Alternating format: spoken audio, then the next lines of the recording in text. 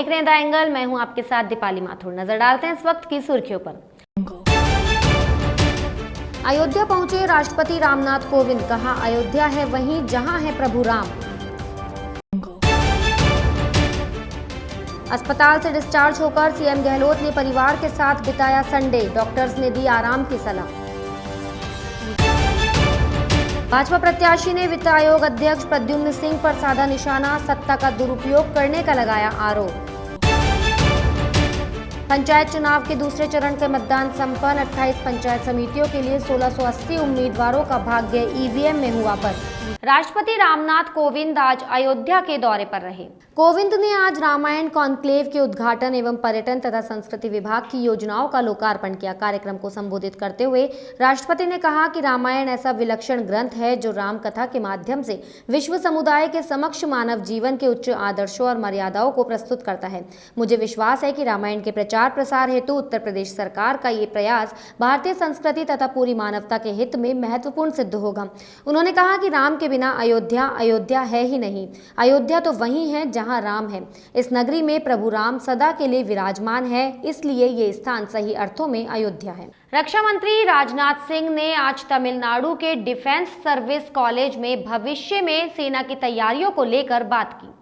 उन्होंने बताया कि रक्षा मंत्रालय सेना की औसत उम्र कम करने पर विचार कर रहा है। इसके लिए टूर ऑफ ड्यूटी निर्णायक साबित होगी। तालिबान ने हमें अपनी रणनीति बदलने पर मजबूर कर दिया है। रक्षा मंत्री ने कहा कि हमारा प्रयास है कि भारत के युवा सैनिकों जैसी राष्ट्रभक्ति और अनुशासन सीखे। इसके लिए हमें नए रास्ते खोजने होंगे जिससे सेना के प्रति युवाओं के रुझान को बढ़ाया जा सके।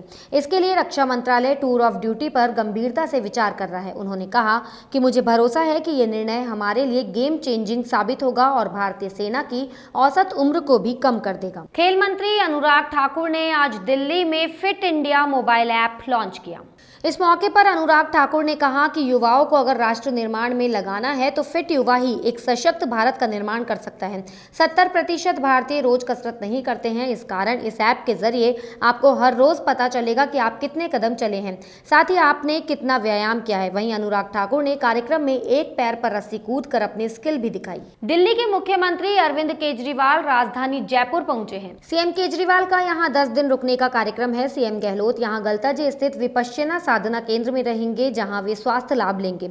जयपुर प्रवास के दौरान दिल्ली के मुख्यमंत्री ना तो किसी राजनीतिक कार्यक्रम में शिरकत करेंगे और ना ही आम आदमी पार्टी के नेता या पदाधिकारियों से मुलाकात करेंगे। ये दौरा पूरी तरह से उनका निजी दौरा बताया जा रहा है। राजस्थान के मुख्यमंत्री अशोक गहलोत आज अस्पताल से डिस्चार्ज होकर घर पहुंच गए हैं। सीएम गहलोत अब पहले से बेहतर महसूस कर रहे हैं। आज सीएम ने अपने परिवार के साथ घर पर ही दिन बिताया।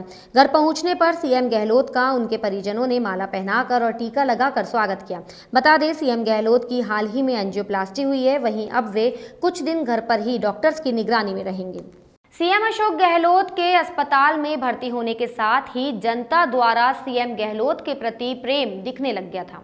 प्रदेश भर में दुआओं का दौर चला। वहीं पुष्कर में सैंड आर्टिस्ट अजय ने मिट्टी के धोरों पर गेट वेल सून का मैसेज उकेरा।